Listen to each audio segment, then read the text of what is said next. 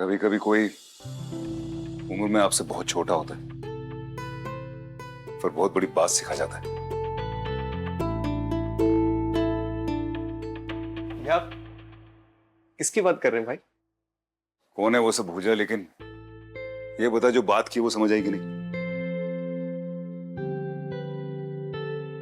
अब मुझे बता, तू करना क्या चाहता है,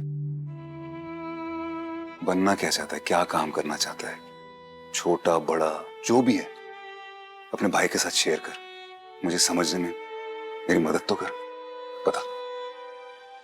अभी सोच रही हूँ तो मैं भी विश्वास नहीं कर पा रही कि मैं इतना कुछ कर कैसे गई। पता नहीं बिलापनी देवी ने कहां से उस वक्त मेरे अंदर इतनी हिम्मत भर दी। मुझे पता है कैसे। मिलापनी देवी ने नहीं, ये सब आपकी नौकरी की वजह से हुआ है। उसी से आपको इतनी हिम्मत और वो भारी सा वर्ड क्या था? हाँ, आत्मविश्वास मिला। भाई मेरा तो आत्मविश्वास तभी बढ़ता है जब मैं कुकिंग करता हूँ। जब भी मैं कुकिंग करता हूँ ना, मैं बहुत खुश होता हूँ।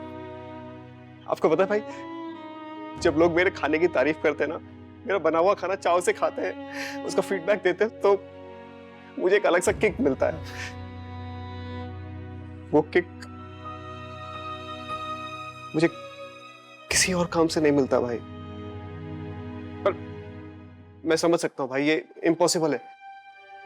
अगर रायचंद खानदान का वारिस कुकिंग करेगा, मैं कुछ। जहां बात तेरी खुशी की है, वहां कुछ भी इम्पॉसिबल नहीं है। तेरा सपना जरूर पूरा होगा। तेरा सपना छोटा बड़ा जो भी है, तेरा अपना है। तू शेफ बनना चाहता है, वही होगा। लेकिन माँ। उस सब की चिंता तू मत कर, वो सब मैं देख लूंगा। थैंक यू सो मच भाई। Thank you so much. Thank you.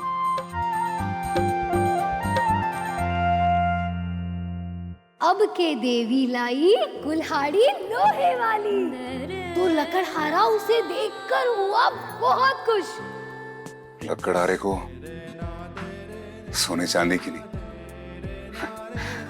अपनी लोहे की कुल्हाड़ी चाहिए थी। उसी से उसे खुशी मिलती है।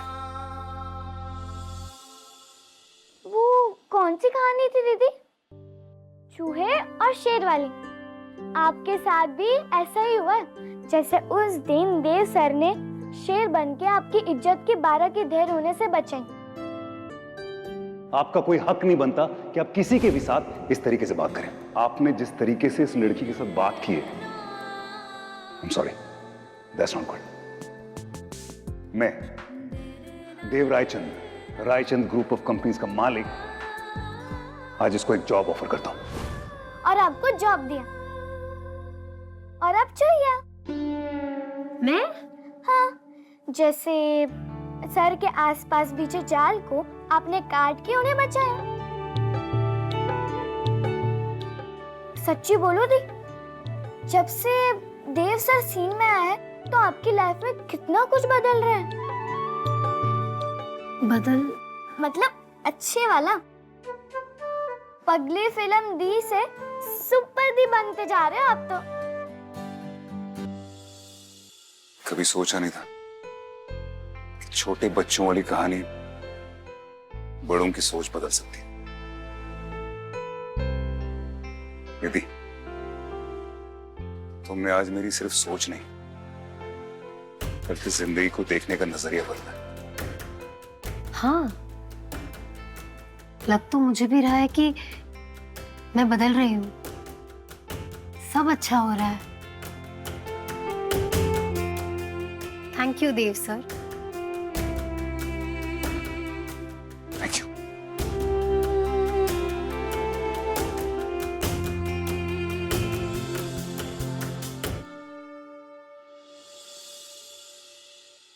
कल रात को देर से आया था, मेरे सोने के बाद आया शायद। तो मुझे तुझसे बात करनी थी देव। वो कल मैंने देखा तेरी गाड़ी बालघर के बाहर थी, तो वहां था क्या?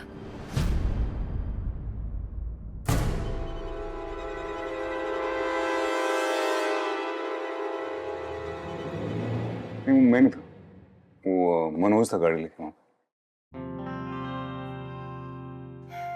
देव, सच कह रहा है ना तू? कुछ छुपा तो नहीं रहा है ना? ये सब छोड़िए, आप मुझे आपसे अभिमन्यु के बारे में बात करनी। बस मिलापनी देवी ही कोई कृपा करे, वरना इस महीने तो बहुत ही तंगी है। जैसे तैसे दाल रोटी हो पा रही है, ऊपर से मेरी गोल्डन अपनी मौसी के यहाँ चली गई ब्यूटी पार्लर और मेकअप का कोर्स करने के लिए। मन तो नहीं था उसका, लेकिन फिर मैंने ही समझाया, अब घर का बिजनेस है तो आगे तो बढ़ाना है ना। अब मेरे जाने के बाद वहां कुल्फियां थोड़ी बेचेगी। बहुत ही ज्यादा तंगी है। इस महीने तो मुंह में रोटी जाए तो जाए, वरना सिर्फ हवा ही जाएगी। अच्छे से जानता हूँ इसे, बढ़िया मौसम बना रही है ताकि जगराते का खर्चा ना करना पड़े। मैं चाय बनाकर लाती हूँ, आप लोग अंदर बैठिए। चल विधि।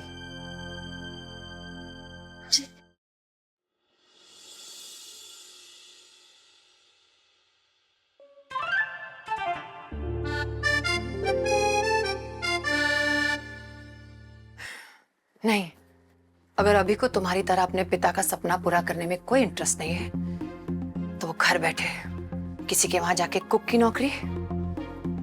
नहीं, बिल्कुल भी नहीं। माँ, आपको याद है अभिमन्यु ने जब हमसे बातचीत करना बंद कर दी थी? वो अपने एक सेमेस्टर में फेल हो गया था और मैंने उससे कहा था कि मैनेजमेंट स्कूल वापस ज्वाइन कर ले। आपको याद है उस वक्त उसने कहा था कि मैं और पढ़ाई नहीं करना चाहता। उसने कहा था कि मुझे कुछ एनजीओ टाइप का कोर्स करा दो या कुछ वो करा दो जिसमें मेरा इंटरेस्ट है। करना तो दूर की बात है माँ, हमने उसकी बात एक बार भी नहीं सुनी। और मैंने क्या कहा उससे? मैंने उससे कहा कि अभी डिग्री बहुत जरूरी है। क्लास अगर अटेंड भी नहीं करेगा, लेकिन कॉलेज जरूर जाना, अटेंडेंस जरूर लगवा लेना। बस वो दिन, उस दिन तक वो हमेशा मुझे अपनी दिल की बात बताता था, उसके बाद कभी नहीं बताई। क्योंकि वो बड़ा हो गया है, उसकी शादी हो गई है। नहीं मां, क्योंकि विश्वास की जिस डोर ने हमको बांध रखा था ना, वो टूट गई। हम पर से विश्वास उड़ गया उसका।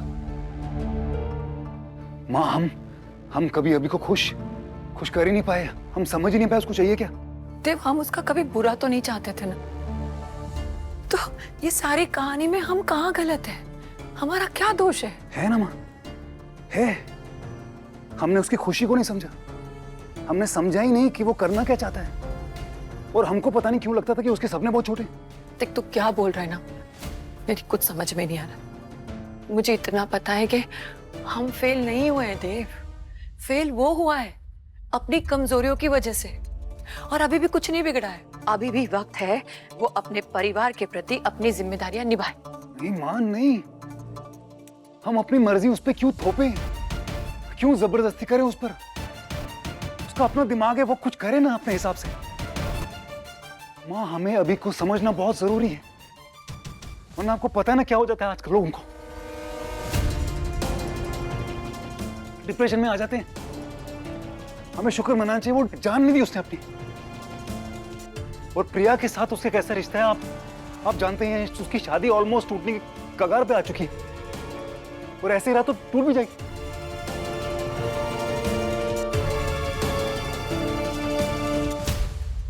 मां, मैं सिर्फ इतना कह रहा हूं कि मैं बिजनेस संभाल रहा हूं ना मां, और अच्छी तरह चल रहा है सब कुछ।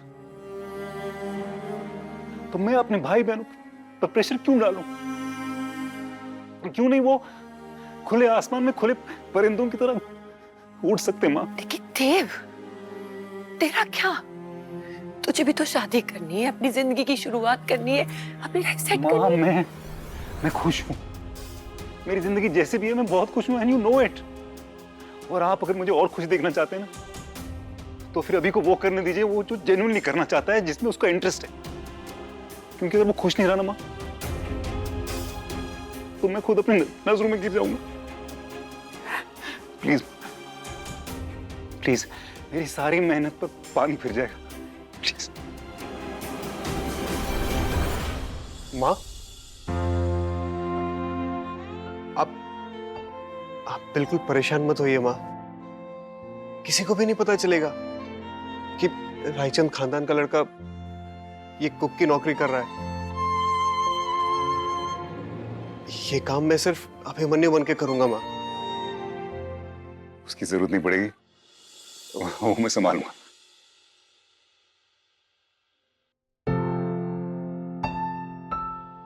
ठीक है, जब दोनों भाइयों ने ये फैसला कर ही लिया है तो मुझे मंजूर है, लेकिन एक शर्त पर। रायचंद खानदान का नाम मजाक नहीं बनना चाहिए। और देव, तू अच्छी तरह जानता है कि मैं इसके लिए राजी हुई सिर्फ तेरी वजह से, और तू भी ये बात जान ले अभी।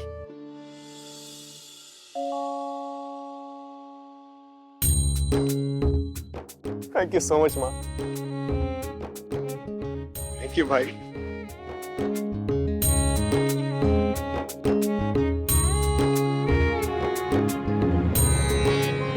वैसे एक और गुड न्यूज़ है। वो जो कंट्रोवर्सी हुई थी ना वो भी संभाल ली गई। मैसेज आ गया मुझे। भोलेनाथ की कृपा है। सबके सपने कीमती हैं सिवाय मेरे। किसी और को परवाह नहीं, पर मुझे अपने सपनों की परवाह है। इन्हें तोड़ने की कीमत आप लोग दे ना सके ना तो भी मैं वसूल लूंगी।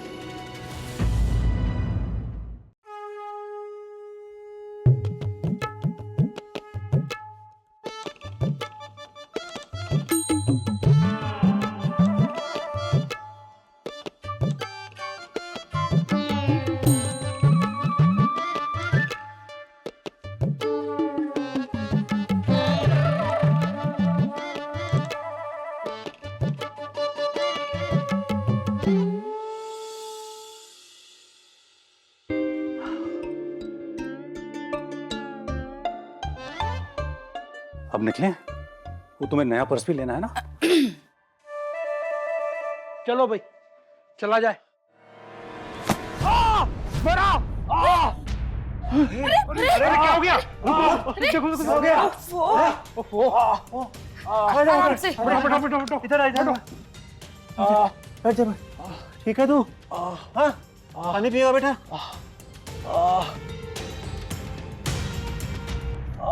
कहने लग गए क्या? अरे भाई मंगू, अरे ये हरिप्रसाद के घर का प्लास्टर नीचे गिर गया है। अरे भैया जल्दी आ जा, देख ले और सही सही भाव लगाना और बता दे कितना खर्चा आएगा, ठीक है ना? लगता है मैया ने चाचा जी को भोग चुराने की सजा दी है। कुछ पता तो नहीं रहा, लगी तो नहीं ज्यादा? नहीं भैया, ज्यादा नहीं लगी, बस बाल बच गया। थोड़ा भी इंच पर भी इधर उधर हो गया होता ना तो माथा तरबूज की तरह खुल जाना था।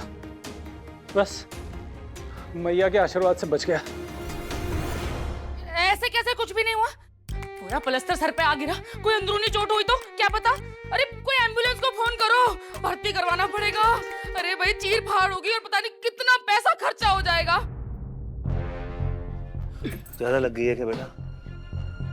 जो गिरा है, जितना गिरा है, मुझे नहीं लगता इससे ज्यादा की जरूरत पड़ेगी। कंधा तो हिल रहा है, मुझे नहीं लगता कोई अंदरूनी चोट होगी।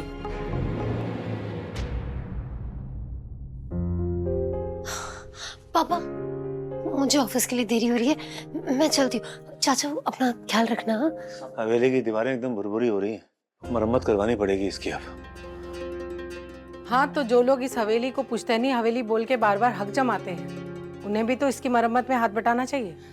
हाँ हाँ जीजी, क्यों नहीं, जब हमने पार्लर बनवाया था तो उसकी खुदाई में सोने के सिक्कों का घड़ा निकला था ना। अरे कैसी बात कर रहे हो जीजी आप? ये विधि की लगी ना नौकरी, ये लेकर आएगी अपनी कंपनी से एडवांस। अब मुझे ना बहुत देरी हो रही है तो चुप कर पगली फिर। जब बड़े आपस में बात कर रहे हो तो बीच में नहीं बोलते ना। किसी को कुछ करने की जरूरत नहीं है, मैं अपने यहाँ से एडवांस ले लूंगा। हरि प्रसाद, अरे नहीं कालू, पूरी जिंदगी दी है सेठ जी के धंधे को मैंने, एक पैसे का एडवांस नहीं मांगा कभी भी, अब मांगूंगा। जगराते और घर की मरम्मत के लिए मुझे हाथ फैलाने की जरूरत नहीं है किसी के आगे भी।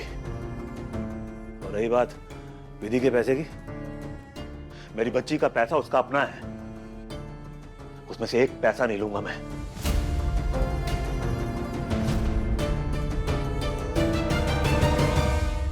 समझ आ गई तुम्हें बात? चलो आराम से, संभल के। ध्यान रखना अपना।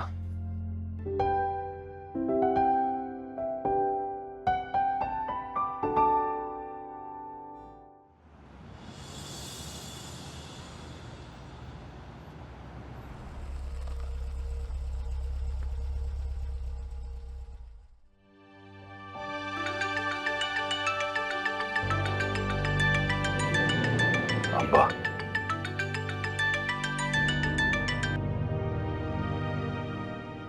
हेलो।